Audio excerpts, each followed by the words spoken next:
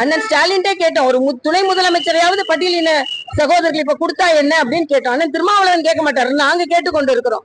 அதனால ஆட்சியில் பங்கு கேட்கலாம். அதனால எல்லாருக்கும் ஒரு சம உரிமை, சமூக நீதி பாதுகாக்கப்பட வேண்டும் என்பதுதான் நமக்கு. யாரு துணை முதலமைச்சர் ஆகுங்கிறது முதலமைச்சர் முடிவு செய்வது.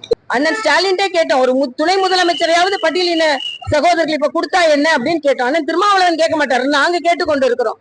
அதனால ஆட்சியில் பங்கு கேட்கலாம். அதனால எல்லாருக்கும் ஒரு சம உரிமை, சமூக நீதி பாதுகாக்கப்பட வேண்டும் என்பதுதான் நமக்கு. யாரு துணை முதலமைச்சர் ஆகுங்கிறது முதலமைச்சர் முடிவு செய்வது.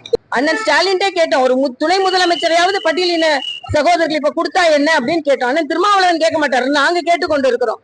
அதனால ஆட்சியில் பங்கு கேட்கலாம். அதனால எல்லாருக்கும் ஒரு சம உரிமை, சமூக நீதி பாதுகாக்கப்பட வேண்டும் என்பதுதான் நமக்கு. யாரு துணை முதலமைச்சர் ஆகுங்கிறது முதலமைச்சர் முடிவு செய்வது. அண்ணன் ஸ்டாலின்டே கேட்டோம், ஒரு துணை முதலமைச்சரையாவது பட்டியலின சகோதரர்கள் இப்ப கொடுத்தா என்ன அப்படின்னு கேட்டோம். அண்ணன் திருமாவளவன் கேட்க மாட்டாரு, நாங்க கேட்டுக்கொண்டு இருக்கிறோம். அதனால ஆட்சியில் பங்கு கேட்கலாம். அதனால எல்லாருக்கும் ஒரு சம உரிமை, சமூக நீதி பாதுகாக்கப்பட வேண்டும் என்பதுதான் நமக்கு.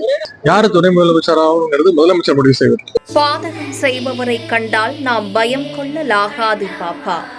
மோதி மிதித்து விடு பாப்பா, அவர் முகத்தில் உமிழ்ந்து விடு பாப்பா. அண்மை செய்திகளை உடனுக்குடன் தெரிந்து கொள்ள இணைந்திருங்கள் எம் நாடு தொலைக்காட்சியுடன்.